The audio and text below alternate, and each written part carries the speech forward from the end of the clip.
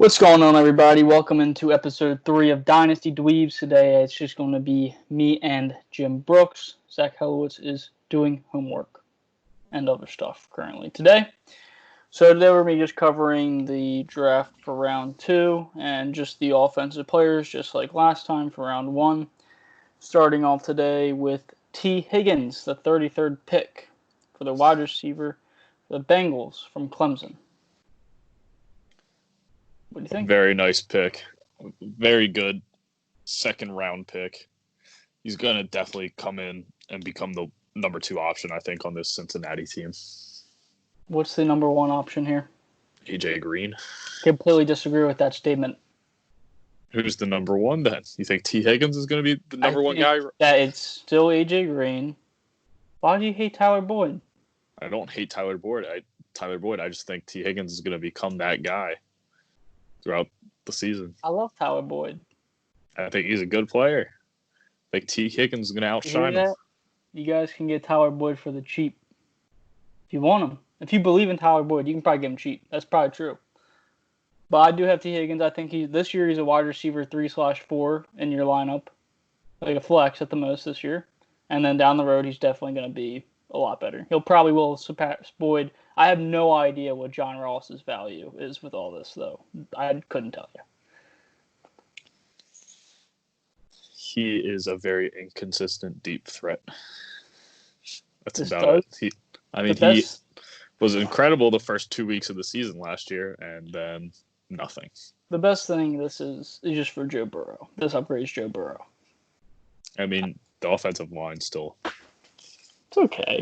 leaves room to be improved. Well, now that they have people to pass to, they won't know they're running the ball every single down with Joe Mixon. That's fair. All right. I don't think this is super overwhelming for just because he's on the Bengals, But he's a good player. Mm-hmm. All right, number 34, we had Michael Pittman Jr. from USC go to the Colts. The trade was obtained from the Redskins. Obviously, T.Y. Hilton is old as dirt, so they have to start picking up some more wide receivers.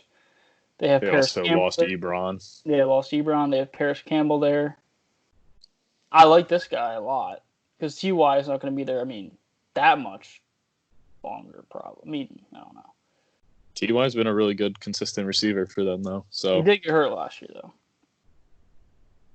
I think this guy is better than Paris Campbell, so he'll be the number 2 option on the team. I think Michael Pittman will be the number 2 option. That's what I would guess. And obviously with another pickup that the Colts made in the second round, helps out that offense a lot. That guy. Yeah. That is exciting. Mm-hmm. Not much more to say about Pittman Jr. Wide receiver 3-4. I have it the same rating as T. Higgins. Him and T. Higgins will still get they're not going to be sitting on the bench. They're going to be playing in the games. Yep. All right, number 35, DeAndre Swift. Some people would call him the best running back available in the draft. Yeah. Okay, here's my problem with Kerryon being there. I don't know why they took this guy. I guess it's just because Kerryon's injuries, but I think what they should do is trade Kerryon. I don't know how much value Kerryon's going to have at this point. With 2 back-to-back MCL injuries in 2 years, it's going to be pretty hard for someone to want a running back in a third year who's already had some destroyed knees. It's Todd Gurley-esque, but not Todd Gurley good. I just don't see Kerryon being a backup I don't either. Lions. It's so weird. But when they're taking DeAndre Swift, it kind of makes it. Either it's way, obvious they're prepared to kind of move on from him, it feels like. Maybe. I see a committee for now. Yeah. I don't think. If Kerryon's there, he's definitely going to still be getting a decent amount of reps. But, if he does get hurt this year, though, not wishing that or anything, but, if he gets hurt early in the season, it's DeAndre Swift's role to lose. Mm-hmm. And that's why I have him as an RB3 this year with RB2 upside. I think he's going to push into that RB2 for sure. Yeah, I have him with the upside just because, like, debating on the split and all that. That's all. Mm-hmm. But down the road, I mean, you have to get this guy if you can get him. Mm-hmm.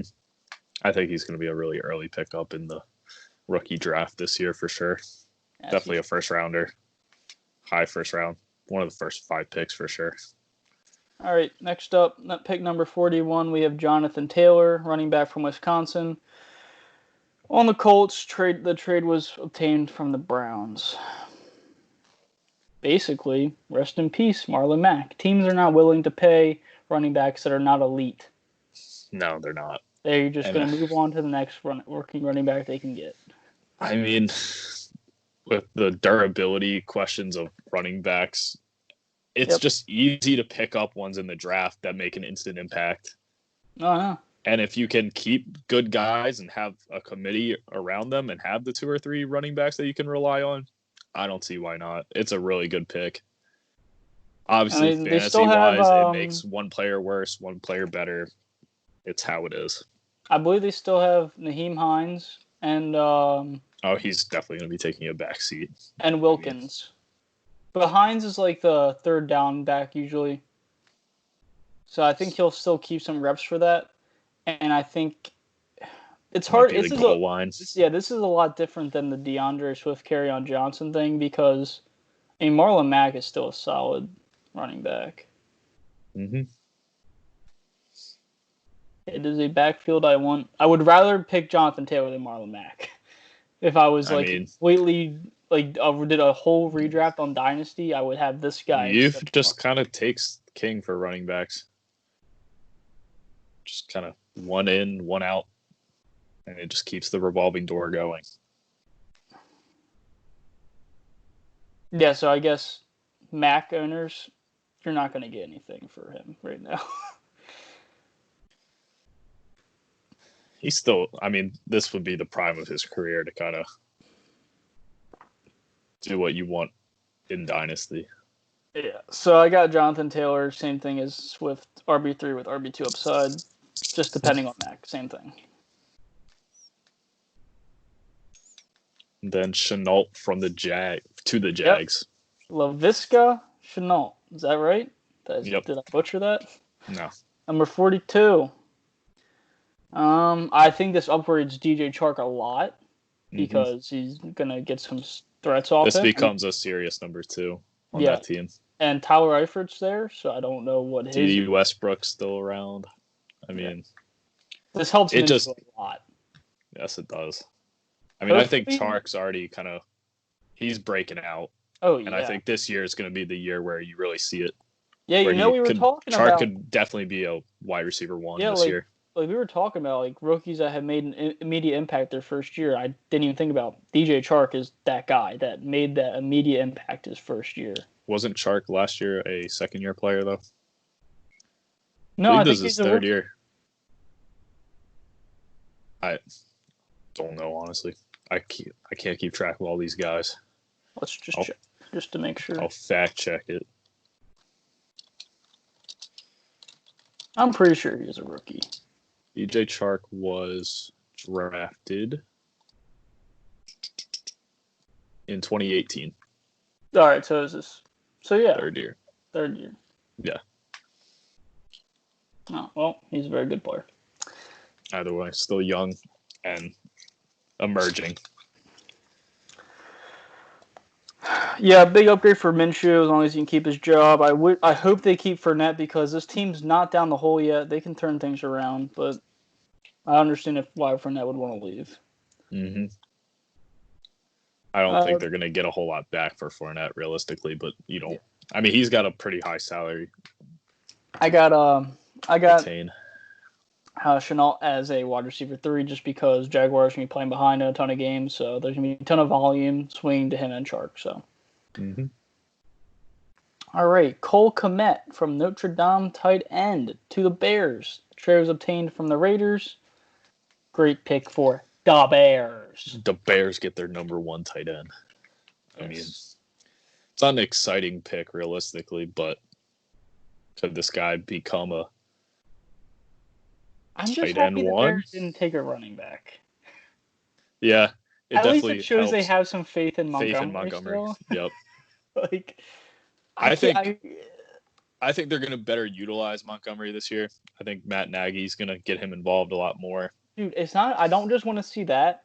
I want to see him utilize David Montgomery as a first, second down back, sometimes third down, and please put Tariq Cohen in more.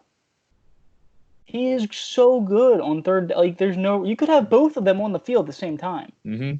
Like, One can just be one's obviously the power strong back, really elusive, and Tariq Cohen's just the speedster who can catch all the passes. That gives headaches to defenses having two of those guys in your backfield. Mm-hmm. Got to use those guys better. And they need to figure out what they're doing at quarterback first. Right. I mean, I think this guy though, he has a lot of upside with the Bears. Jimmy Graham's there, but whatever. Who cares? He's one of the older tight ends. So this guy will probably be like Hawkinson. He'll probably be pretty worthless the first year. You know? Yeah, I think so as well. I think he's going to be kind of in a limited role with Jimmy Graham probably taking a majority of the volume at tight end. Not many tight ends are super good the first year. So if you get this guy and you don't see production, don't be like, oh, I should drop this guy. If you're getting this guy, you're going to hold him because of what you believe in it. Stashing it. Exactly. Mm-hmm. Okay. We got to talk about this guy. Number 46, KJ Hamler. Penn State wide receiver, Denver Broncos. They're loading up the offense for Drew Lock. Little downgraded Jerry Jeudy, maybe. I'm going to keep Courtland Sutton the same because at this point, it's not going to hurt Courtland Sutton. I mean, they just have a bunch of guys that they can really throw to now. I think the Broncos and the Chiefs games are going to be awesome next year. A couple shootouts, possibly. Yeah, as long as Drew Lock can. This is Drew, like you said, this is Drew Lock's position to lose with all these players. Because I can tell you right now, if I was to throw Cam Newton or Jameis Winston instead of Drew Lock in there, and I gave you Courtland Sutton, Jerry Jeudy, and KJ Hamler with Melvin Gordon and Philip Lindsay, he's going for a positive record. Rolls-Royce. And you still have a good defense with Von Miller and Bradley Chubb. Mm-hmm. This is a team to watch out for, I think. I think Drew Lock is... I think they could be a sneaky wild card team, but kind of like what the Titans were last year. But yeah. And I think if you have Drew Lock now, you need to decide, like right now, you should be deciding, am I going to ride and hold him, or am I going to trade the hype? I mean, you could sell high depending on how the breakout of the season is. Do you want to sell before you find out this guy is going to just tank the team, or do you think he's going to have a really good season with the Broncos? It's hard to tell with all the John Elway quarterbacks. I'm leaning on holding on to him. I mean, it seems like they've invested a lot into him, but I mean, John Elway's drafted a couple guys who haven't exactly panned out. Flacco on the roster, or is he a free agent? I believe he's gone. Okay. I'll see, because, dude, Flacco would light it up with these guys. Oh, I think Flacco's kind of at the point where he needs to. He's got that cannon, though. Hit the bench and just kind of mentor a young guy. Yeah. Take the Josh McCown role. Yeah, so where do you have him ranked at? Like, second round pick for you, or KJ Hamler? More like a third rounder for the rookies, probably? No, absolutely not. Before that? He's definitely going to be falling mid-second? Somewhere between the end of the first to the second. I mean, realistically, there are some guys in the he's probably a lot more than him, though. I mean, you could argue he could be technically a top 5 receiver in the draft. I think it's a pretty consistent 1 and 2 of Jeudy and CeeDee Lamb. I know Ruggs was obviously drafted first, but that could just be a preference on a coach's side. But if you're going to put those guys top 3, the only other guys drafted ahead of Shenault at this point are T. Higgins, which a lot of people probably put him top 5 as well, and Pittman. So Yeah. I It's don't kind of see. like with most of these guys, it's kind of just going to be like a gut thing. Like, you got to believe in them and just pick them. All right. Another really good pick I like here is number 49, Chase Claypool to the Steelers. I like this pick because, well, I mean, we can't hate on Deontay Johnson too much. And I'm not even going to talk bad on Juju because the whole team was a wreck last year. Mm-hmm. But with Eric Ebron, Juju, Chase Claypool, and Deontay Johnson, there's some Claypool is a hope. speedster. Yeah, And there's a lot of hope. He's a big receiver at 6'4", running a 4.42 40. Yeah. I mean, we're going to go over the running backs because they drafted a running back later on this video for them because that's also a big thing we're going to talk about with James Conner and stuff. But as the receiving core goes, this is going to help Juju's value a lot. Yeah, Juju, they were just double covering. All they had to worry about was Juju. Mm-hmm. So yeah, this the whole is a guy Steelers. I would look for. I think the Steelers are actually going to do a lot better than what people would the expect defense, from last year. I mean, considering how close they were to technically making the playoffs with the sheer dysfunction at quarterback, the whole offense was just it was just not the exactly defense keeping them in games. Yeah, they needed a lot of help, and I think So, they're going to be a lot better. If you can get an offense just to keep this defense like off the field a little longer, give them some breathers, bro, they're gonna be even better. Mm-hmm. All right, next up, Cam Akers, running back, Florida State, to the LA Rams.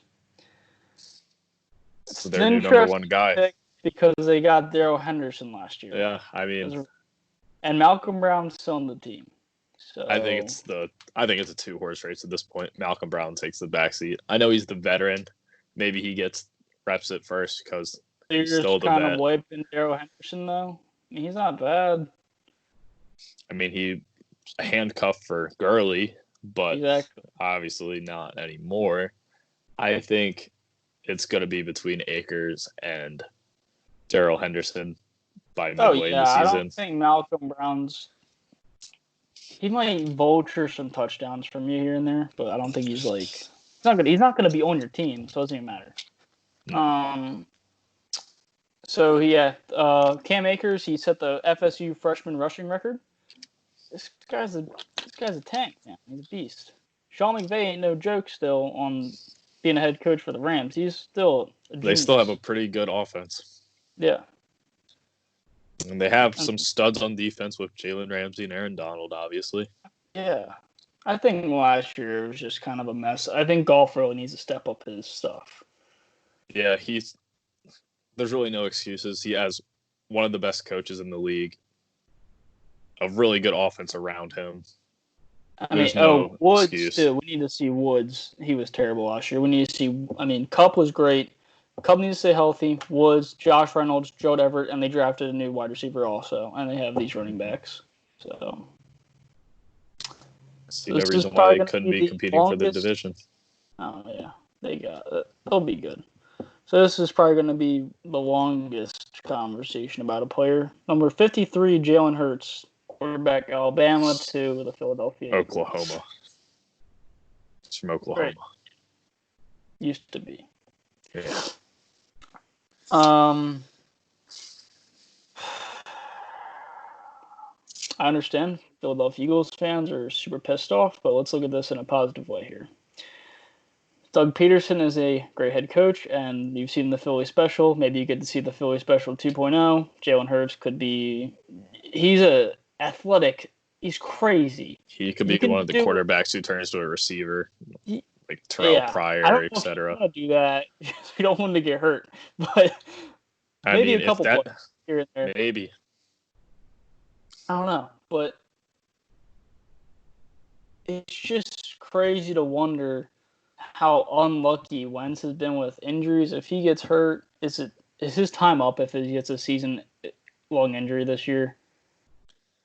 I don't think they want to lose faith in him, but having Hurts there gives them some kind of reassurance that they have a decent backup option to kind of give the keys to the franchise to.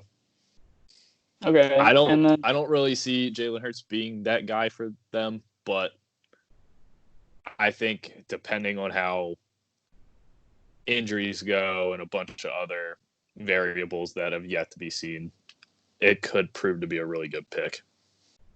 I think that if you're gonna take a risk on someone in your draft, this is the guy. Oh yeah, he's definitely one of the dark horses that. Yeah, like. I mean, Well, you never. His potential to be something is just kind of all over the place at this point. I You just don't really. like him in Philly.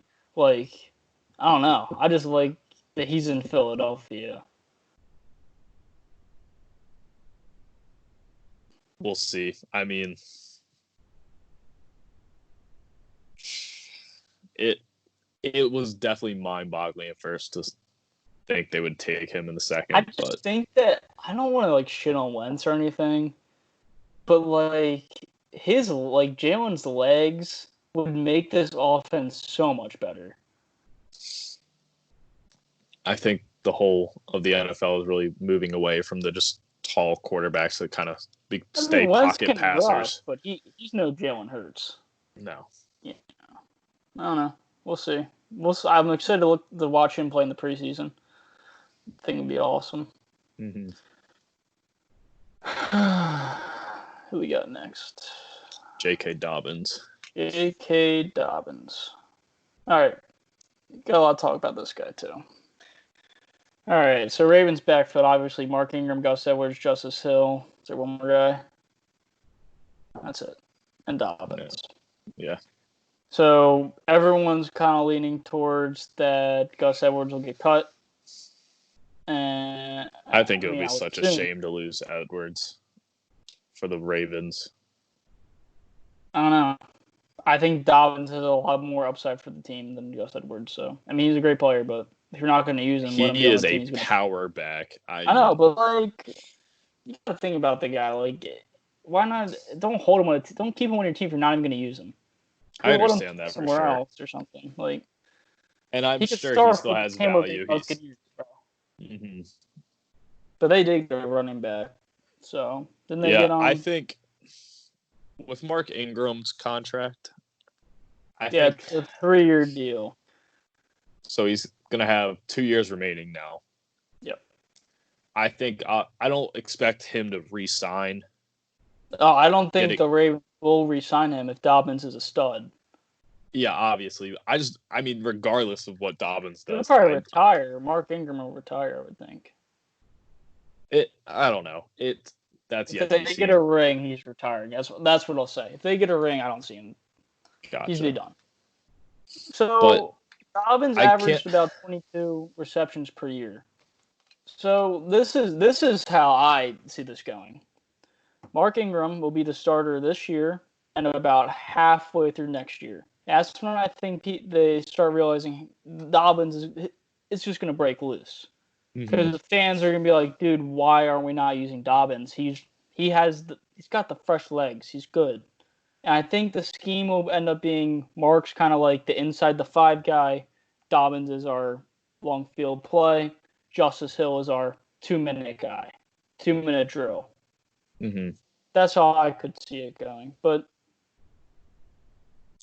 I like his draft value a lot. I think Mark Ingram is going to get killed in fantasy. I mean, Mark Ingram already kind of dealt with. It's just they're going to pound the ball probably even more than last year. I mean, there's no shortage of volume for the backfield. It's just how will it get split? I mean, they already kind of had it. I mean, Justice Hill kind of was the one who got left out of the 3 last year. But he was a rookie. Edwards was a second-year player, and obviously you have your veteran in Mark Ingram. And then Ingram's just a great locker room guy. Yeah. I think a lot of teams just want to have the guy who's the hype man. Obviously, you saw all the press conferences last year with him, with Lamar. I think they just have a really solid group there, and it would be a shame to lose them. So let's compare the running backs then. So who are you highest on out? Dobbins, Akers, Jonathan Taylor, DeAndre Swift. See, it just kind of comes down Dynasty. to Like, situation. if you had to pick one. For dynasty value. Just dynasty value. If you had to pick one, who would you go with?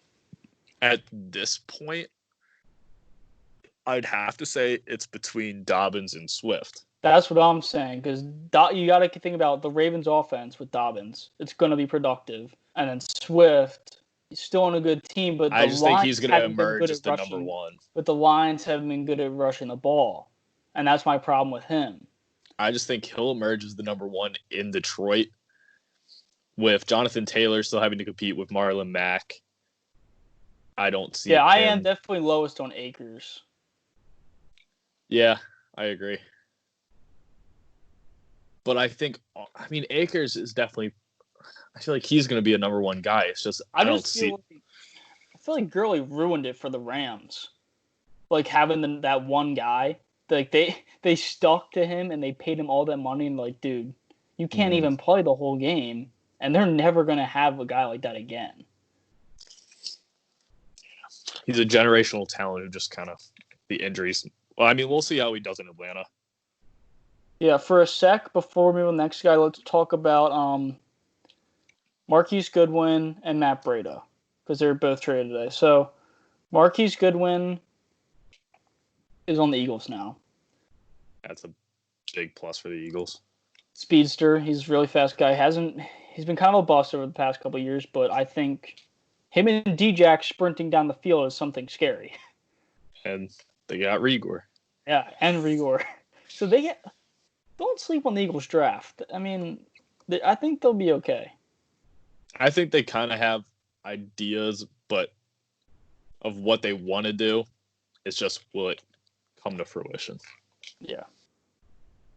And then the surprising thing was everyone thought Jordan Howard was going to be safe. No, they weren't going to take him running back, and they trade for Matt Breida.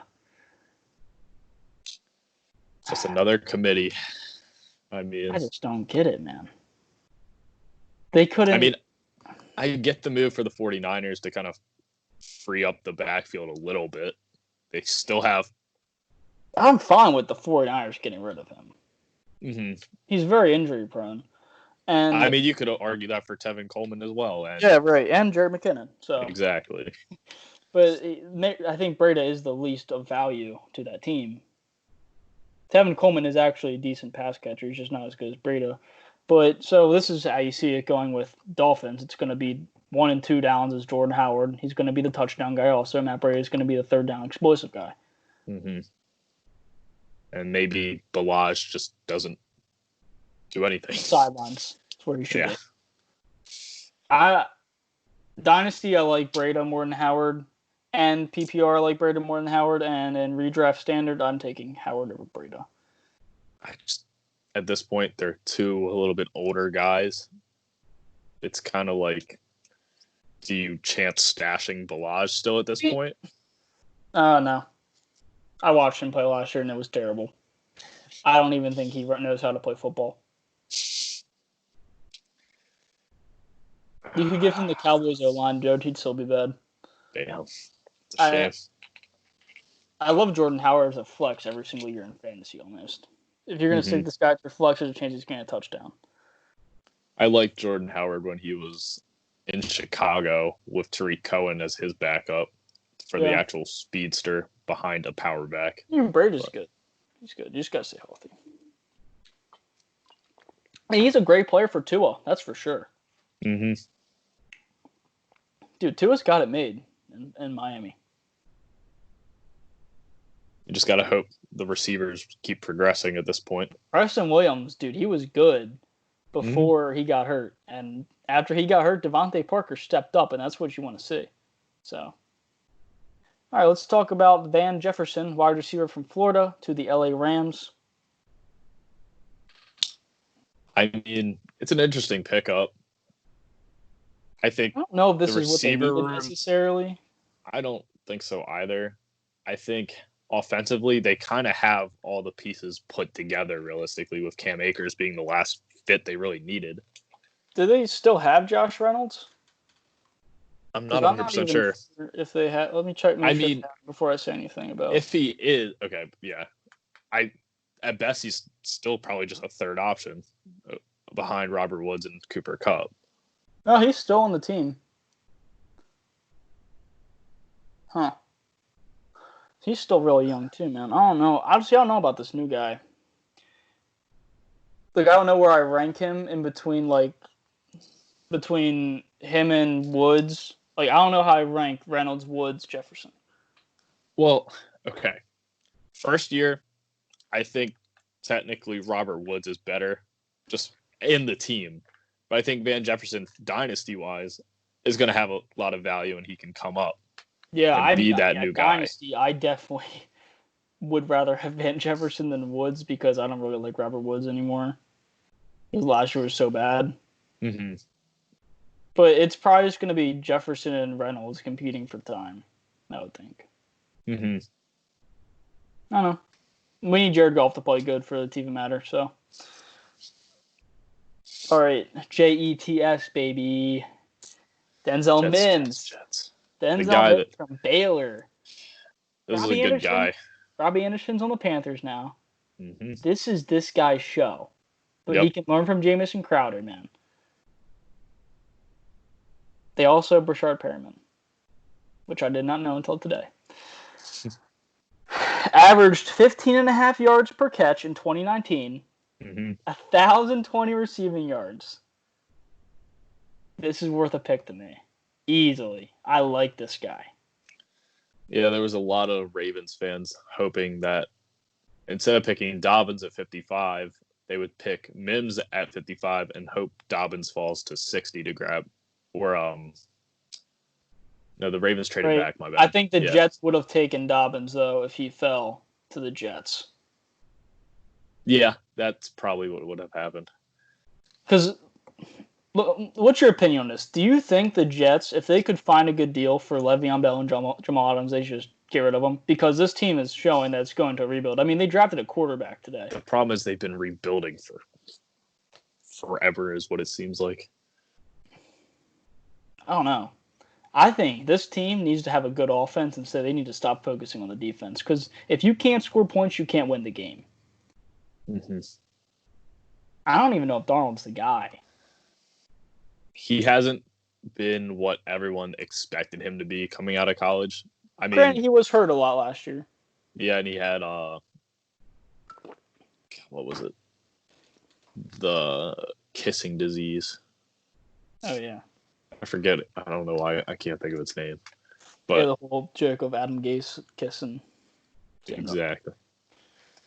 But I mean, everyone expected in the 2018 draft Sam Darnold to be the guy.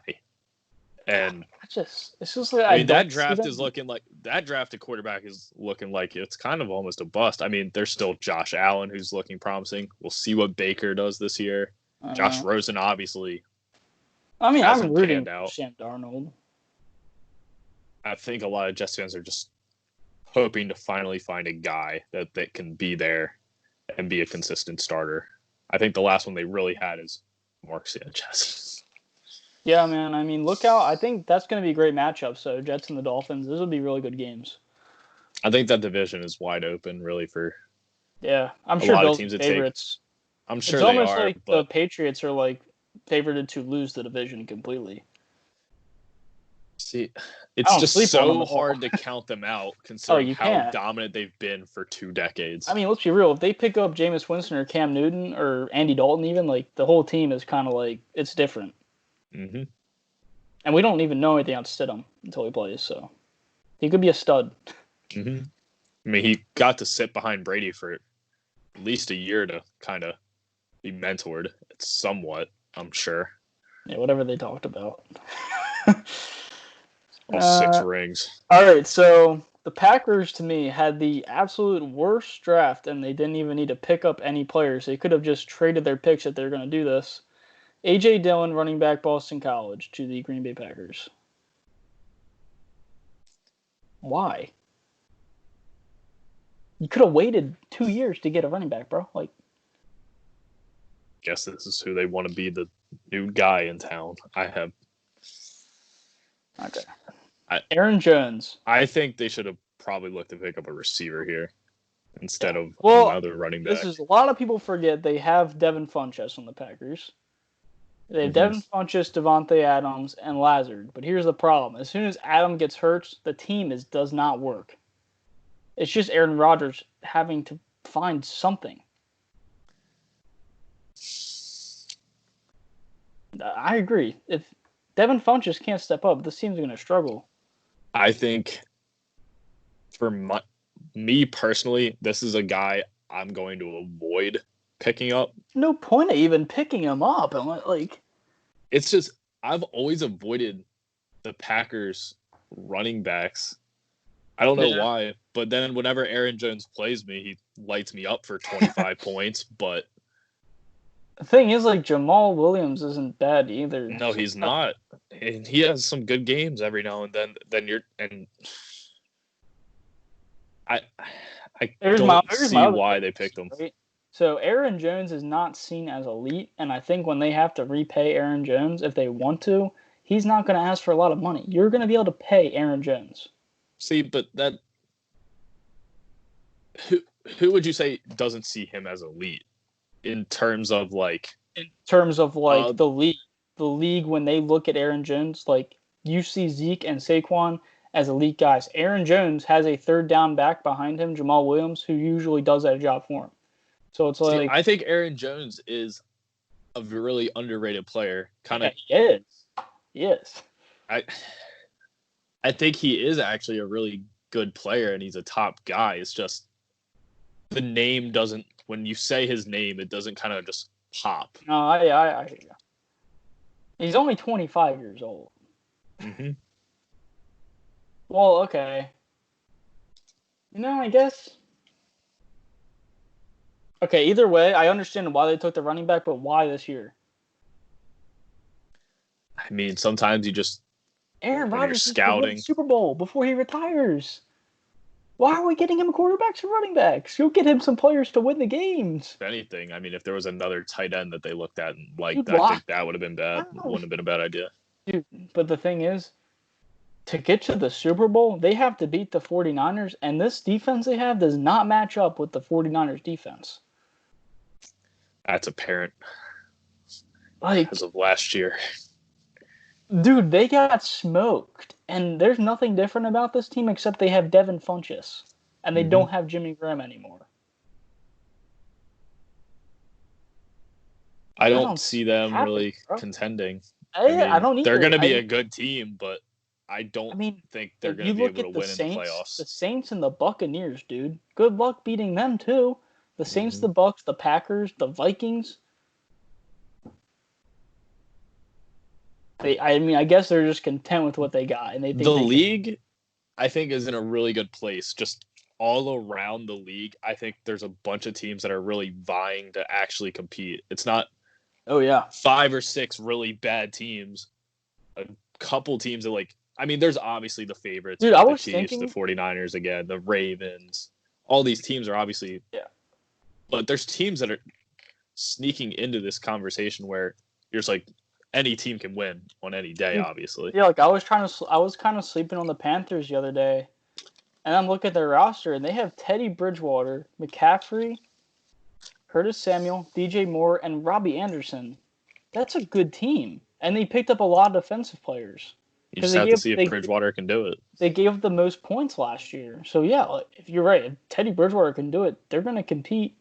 And obviously, losing Kuechly hurts, but and considering they were already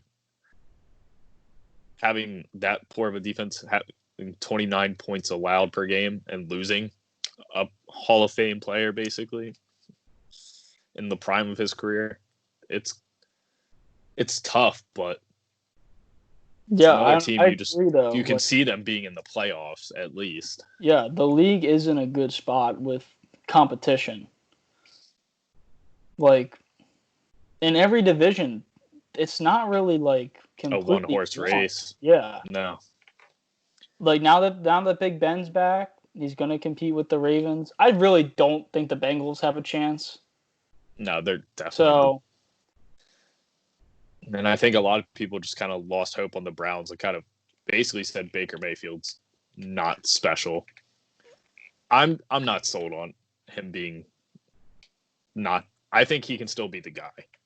I think he ended up having another good season. His rookie year was fine, and then I think Freddie Kitchens as the head coach just wasn't the right move. I think him we'll and see. Odell need a better I think, rapper. Like, I think they'll be better than last year, but it's just in a division where, realistically, you're not normally going to have 3 teams from one division in the playoffs. So it's just not very common. Somebody's probably going to have to say make this, the way. like, not this season, but the next season for that division, the Ravens, Steelers, Browns, and Bengals, that's going to be the best division in football. I think we're going to see the Steelers move on to a new quarterback soon, and that's what's going to make it interesting. This year, and I think he has next year in him. I mean, we'll see how the elbow holds up, Yeah, he says it feels great, but he's not going to say it feels terrible, right? Yep, exactly. I mean, these are guys that have basically all been around almost as long as Brady at this point. Yeah, I mean, we have a lot to talk about for the third round with the quarterback for the Colts. Eason. Yeah, he's going to be. Well, I'll save it. We don't need to talk about it right now. Mm-hmm. But that's pretty much it. Last couple questions. So, do you like AJ Dillon or Cam Akers more? Cam Akers, 100%. Akers. And how do you rank Denzel Mims' fantasy value compared to a player like KJ Hamler and Chase Claypool? I think Denzel Mims is in a organization that's just been basically in turmoil for so long. But I think he can be the bright spot of the receiving corps. You have a really good veteran in Jamison Crowder there, but will Darnold step up and really lead that team in a division that's winnable for anyone, really? I mean, the Bills could end up taking a back seat. You never know. It could go backwards for them, and then the Dolphins or the Jets step up. Right. But I think that's going to be a division where you look at, and it's going to be the weak division in the AFC and in football for a little bit, unless some quarterback really makes it theirs and becomes that Brady-esque dynasty there. Yeah, well said. I think, like I said, we'll talk about their running back they got tomorrow for the Jets. Mm-hmm. But that guy's going to be good if Le'Veon Bell's willing to teach him. We'll see. I think Le'Veon Bell, he can't have a worse season than this season, even though it wasn't that bad, and he played with a bad quarterback a lot. It's just going from watching Le'Veon Bell and the Steelers to watching that is just terrible to see. Yeah, it's a shame to see somebody fall from grace that was the best running back in football in some people's eyes. I mean, maybe it just isn't a good fit. I don't know. It's possible. These holdouts, they just really seem like they don't end up benefiting the player. They don't. Well, they you got to hold out think for about money. it. They end up not getting as much as they want. I mean, you just saw it with Melvin Gordon. I mean, I'm not gonna trash anyone wanting to get the money, man. But if there's even if it's like a $50,000 difference, and I'm gonna be happier playing on a better team, I'm playing on the better team. I want to compete. The thing is, it's normally not $50,000. It's normally millions that's separating it. But it's millions. But I mean, even $5 million, who cares, bro? You want to be on the Jets or you want to be on the Steelers? You can make the playoffs. Mm-hmm. And I'm sure there's more incentives behind playoff runs at certain stat margins to hit. Yeah. So one thing about last thing before we wrap this up, the thing about J.K. Dobbins is I wonder if the Ravens really are banking on getting Antonio Brown and this working out, because I know that with the coronavirus right now, that the beer bug or whatever you want to call it, that they can't meet him in person, and a lot of teams want to meet with a player like Antonio Brown in person to see how he really is in his head. So I think they really are set on trying to get him on this team.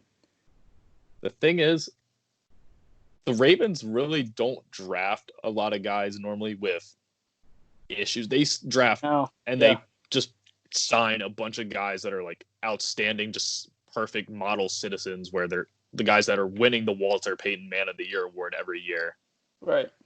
And Yeah. not that, I mean, you look at Lamar and he's kind of like the most out there kind of guy they really have for the most part. I mean, they've had like Steve Smith, but he's still a good guy. He's just a trash talker. And they had they had Michael Crabtree for a little bit, but I mean, besides the thing he had with Aqib Talib, he was still a good dude.